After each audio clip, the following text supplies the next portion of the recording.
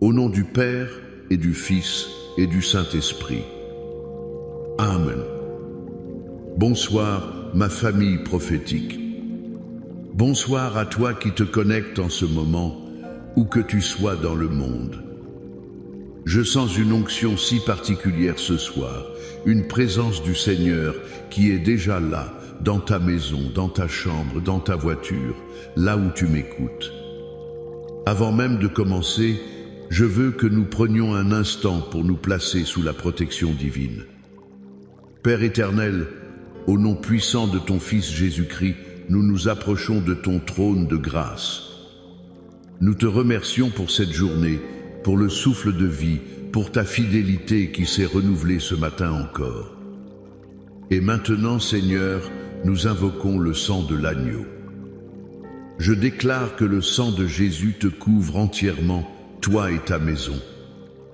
Je dresse une muraille de feu spirituel autour de toi, autour de ton conjoint, de tes enfants, de tes finances, de ta santé. Que chaque parcelle de ta vie soit maintenant scellée par le sang de l'Alliance. Je vois ce sang comme un dôme de protection impénétrable sur ta tête, et aucune flèche enflammée de l'ennemi, aucune parole de malédiction, aucune assignation démoniaque ne pourra te atteindre. Tout plan des ténèbres contre toi est annulé maintenant au nom de Jésus. Saint-Esprit, nous t'invitons. Viens, Esprit de Dieu. Viens, Consolateur divin. Viens, Esprit de vérité, Esprit de conseil, Esprit de force. Prends le contrôle total de ce moment. Ouvre-nous céus, ouvre-nous esprits. Révèle-nous les profondeurs de la parole du Père. Nous ne voulons pas seulement entendre des mots, nous voulons recevoir une parole vivante, une parole qui transforme, une parole qui guérit, une parole qui restaure. Et je sens dans mon esprit de prier pour toi qui es tourmenté. Toi qui es sur le point de te déconnecter parce que ton cœur est rempli d'angoisse. Tu luttes avec un esprit de peur. La nuit, tes pensées s'emballent. Le jour, une anxiété sourde t'accompagne.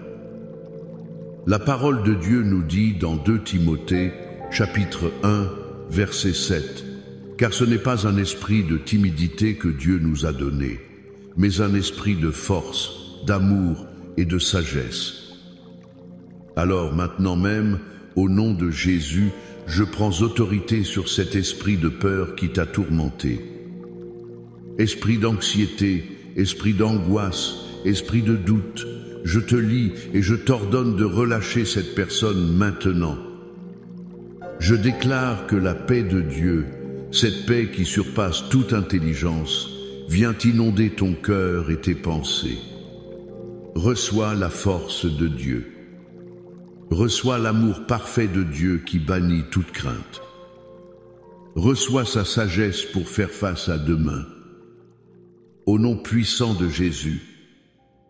Avant que nous n'entrions dans la profondeur de la parole ce soir, je veux que tu fasses quelque chose de prophétique. En ce moment, je veux que tu cliques sur le bouton « J'aime » pour signaler à l'ennemi que tu aimes la présence de Dieu. Je veux que tu écrives « Amen ». Ma foi est vivante. Dans les commentaires, pour le déclarer de ta propre bouche. Si tu n'es pas encore abonné, rejoins cette famille prophétique pour ne manquer aucun de ces moments puissants. Et enfin, partage cette vidéo avec 7 personnes. 7, le chiffre de la perfection divine. 7 personnes dans ta vie qui ont besoin de sentir leur foi ravivée ce soir. Et je te fais une promesse. Reste jusqu'à la toute fin, car après l'enseignement et la lecture du psaume 91, je vais prier spécifiquement et avec puissance pour toi, dont la foi est ébranlée par une situation qui te semble être une montagne infranchissable. Pour toi qui es sur le point de tout abandonner, Dieu a un miracle pour toi ce soir. Le thème que le Seigneur a mis sur mon cœur ce soir est « Garder une foi vivante et forte ». Nous allons voir comment la parole de Dieu, et spécifiquement la puissance contenue dans le psaume 91, peut devenir le fondement inébranlable de notre confiance en Dieu, même au milieu des tempêtes les plus violentes. Le premier point que je veux partager avec toi est celui-ci. La foi n'est pas une absence de doute, mais une décision que tu prends au cœur de la tempête. Beaucoup de chrétiens se sentent coupables parce qu'ils ressentent de la peur ou du doute. Ils pensent qu'une foi forte signifie ne jamais avoir peur, ne jamais se poser de questions. C'est un mensonge de l'ennemi. Regarde l'apôtre Pierre. Dans Matthieu chapitre 14, Jésus vient vers les disciples en marchant sur l'eau. Ils sont terrifiés. Mais Pierre, plein d'une foi audacieuse, dit « Seigneur, si c'est toi, ordonne que j'aille vers toi sur les eaux. » Et Jésus dit « Viens ». Et la Bible dit que Pierre est sorti de la barque et a marché sur l'eau pour aller vers Jésus. C'est incroyable. Pierre marchait sur l'impossible. Il faisait quelque chose qu'aucun autre homme n'avait jamais fait. Mais que s'est-il passé ensuite? Le verset 30 dit « Mais voyant que le vent était fort, il eut peur, et comme il commençait à enfoncer, il s'écria « Seigneur, sauve-moi !» Qu'est-ce qui a changé? Jésus était toujours là. La puissance de Dieu était toujours présente. La parole de Jésus vient, était toujours active. Ce qui a changé, c'est le regard de Pierre. Tant que ses yeux étaient fixés sur Jésus, il marchait sur ses problèmes. Mais dès qu'il a commencé à regarder la tempête, à écouter le bruit du vent, à considérer la hauteur des vagues, la peur est entrée et il a commencé à couler. La foi vivante, mon frère, ma sœur, c'est une décision consciente de garder tes yeux fixés sur Jésus, même quand la tempête fait rage autour de toi. Quelle est ta tempête ce soir? Est-ce le rapport du médecin? Est-ce la lettre de l'avocat? Est-ce le silence dans ton mariage? Est-ce le compte en banque qui crie? Le vent souffle fort. Les vagues sont hautes. Mais où sont tes yeux? Décide ce soir de détourner ton regard des circonstances et de le fixer sur le Christ, l'auteur et le consommateur de ta foi. Ta foi n'est pas dans ta capacité à ne pas avoir peur. Ta foi est dans ta décision de crier « Seigneur, sauve-moi » même quand tu sens que tu coules. Et tout comme Jésus a immédiatement tendu la main à Pierre, il tend sa main vers toi ce soir. Saisis-la. Le deuxième point est crucial. Une foi vivante se nourrit de la parole de Dieu. Une foi qui n'est pas nourrie est une foi qui va mourir. Tu ne peux pas vivre sur l'expérience spirituelle de la semaine dernière ou sur le sermon de dimanche. Ta foi a besoin d'être alimentée chaque jour.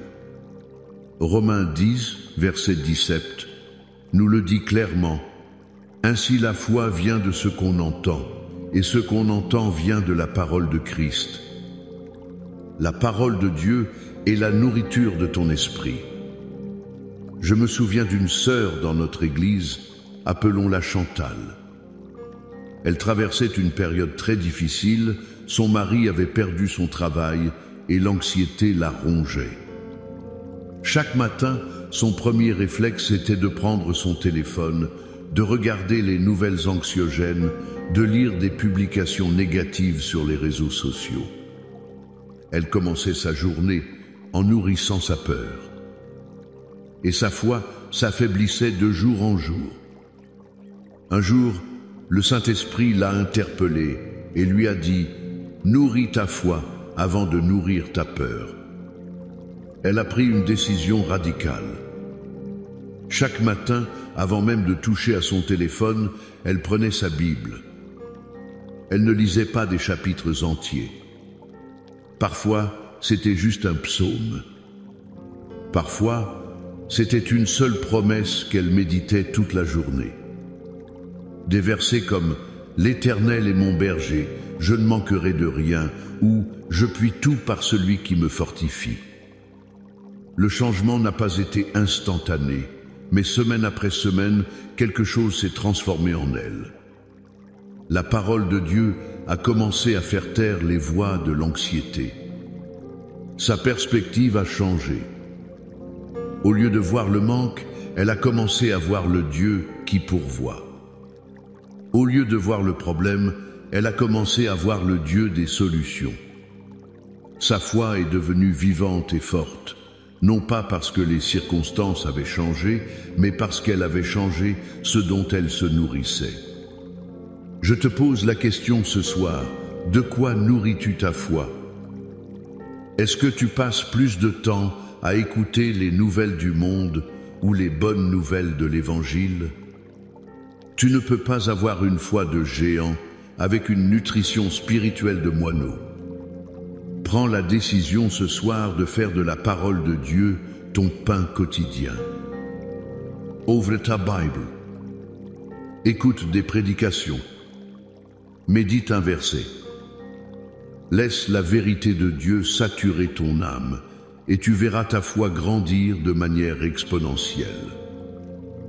Enfin, mon troisième point, une foi forte est une foi qui a été éprouvée et qui reste active. Personne n'aime les épreuves. Mais la Bible nous donne une perspective radicalement différente sur les difficultés. Jacques, chapitre 1, versets 2 à 4, dit « Mes frères, regardez comme un sujet de joie complète les diverses épreuves auxquelles vous pouvez être exposés, sachant que l'épreuve de votre foi produit la patience. Mais il faut que la patience accomplisse parfaitement son œuvre, afin que vous soyez parfaits et accomplis, sans faillir en rien. L'épreuve de ta foi n'est pas envoyée par Dieu pour te détruire, mais pour te construire. Imaginez un forgeron.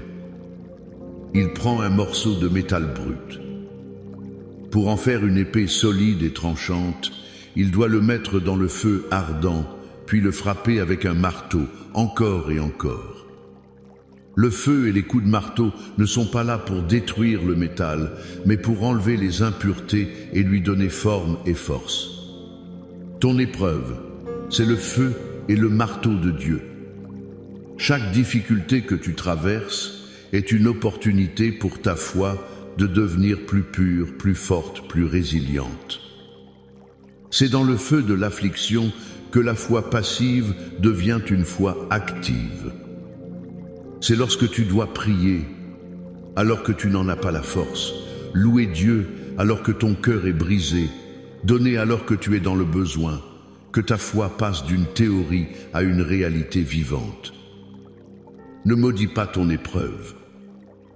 Ne demande pas seulement à Dieu de t'en sortir, demande-lui ce qu'il veut t'apprendre à travers elle. Vois chaque défi comme une salle de musculation spirituelle. Chaque prière que tu élèves dans la douleur, chaque acte d'obéissance que tu poses malgré la peur, c'est une répétition qui fortifie le muscle de ta foi. Une foi qui n'a jamais été testée est une foi à laquelle on ne peut pas se fier. Mais une foi qui a traversé le feu, c'est une foi qui peut déplacer des montagnes. Ta foi est une décision de regarder à Jésus dans la tempête. Elle se nourrit quotidiennement de la parole de Dieu. Et elle se fortifie dans le creuset de l'épreuve. C'est cette foi-là qui te donne accès aux promesses extraordinaires de protection et de provision que nous allons maintenant déclarer ensemble. Prépare ton cœur à recevoir la puissance du psaume 91. Écoute cette parole, non comme une simple poésie, mais comme un décret divin sur ta vie. Celui qui demeure sous l'abri du Très-Haut repose à l'ombre du Tout-Puissant. Je dis à l'Éternel, mon refuge et ma forteresse, mon Dieu en qui je me confie. Car c'est lui qui te délivre du filet de l'oiseleur, de la peste et de ses ravages. Il te couvrira de ses plumes, et tu trouveras un refuge sous ses ailes. Sa fidélité est un bouclier et une cuirasse. Tu ne craindras ni les terreurs de la nuit, ni la flèche qui vole de jour, ni la peste qui marche dans les ténèbres, ni la contagion qui frappe en plein midi. Que 1000 tombent à ton côté et 10 000 à ta droite, tu ne seras pas atteint. De tes yeux seulement tu regarderas, et tu verras la rétribution des méchants. Car tu es mon refuge, ô Éternel. Tu fais du Très-Haut ta retraite. Aucun malheur ne t'arrivera, aucun fléau n'approchera de ta tente. Car il ordonnera à ses anges de te garder dans toutes tes voies.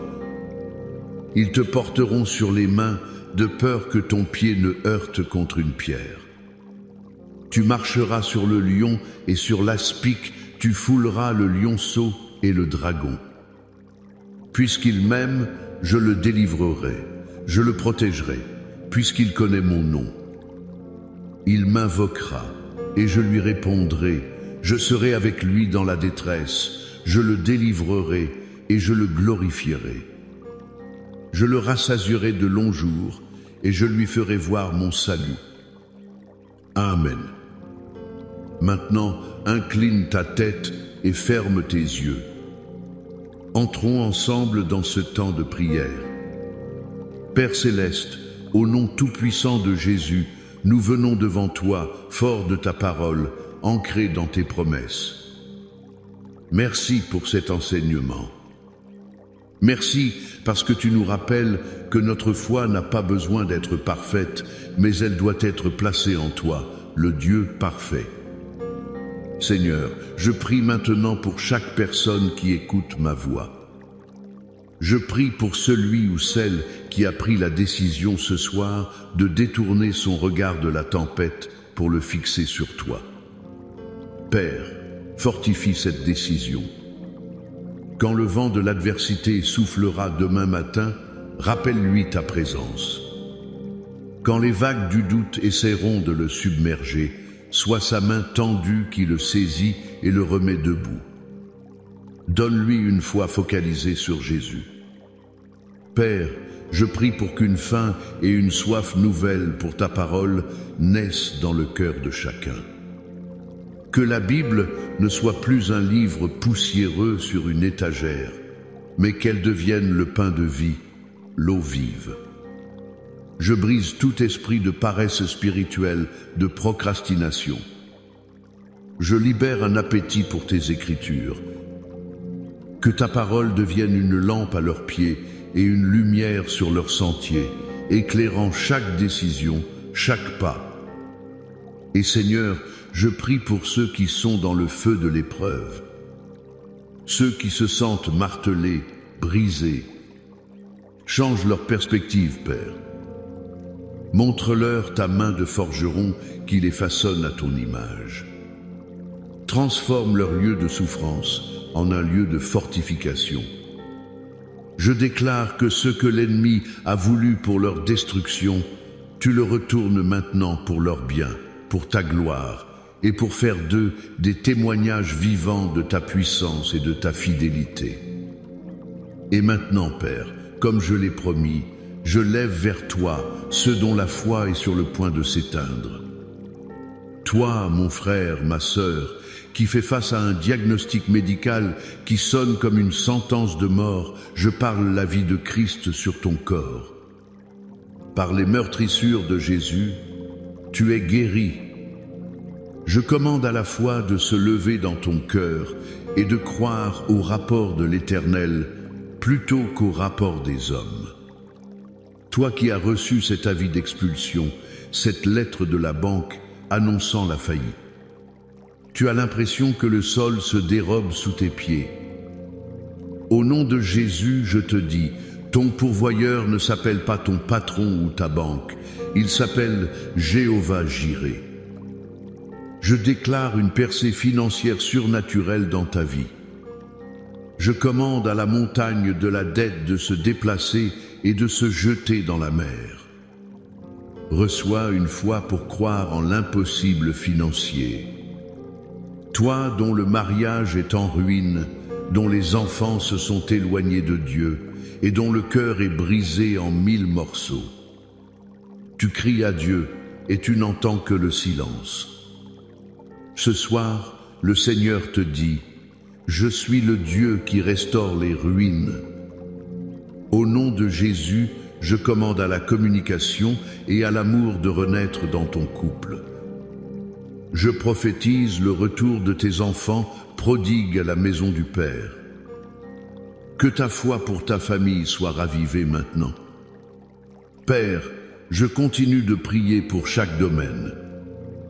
Pour les familles, je brise les chaînes de division, d'adultère, de rébellion. Je libère l'unité, le pardon et l'amour. Pour les finances, je brise l'esprit de pauvreté, de manque et de limitation. Je libère une onction de prospérité, de faveur et de multiplication. Pour la santé, je prends autorité sur tout esprit d'infirmité, de maladie, de douleur chronique. Je libère la guérison divine, la force et la vitalité, de la tête aux pieds. Dans le domaine spirituel, tout autel satanique érigé contre toi, contre ta famille, est maintenant renversé et consumé par le feu du Saint-Esprit. Au nom de Jésus, et sois les maintenant. La victoire est ton héritage. La guérison est ton pain. La percée est ta portion. La paix est ton partage. Marche dans cette assurance, non pas à cause de tes forces, mais à cause de la fidélité de celui qui a promis.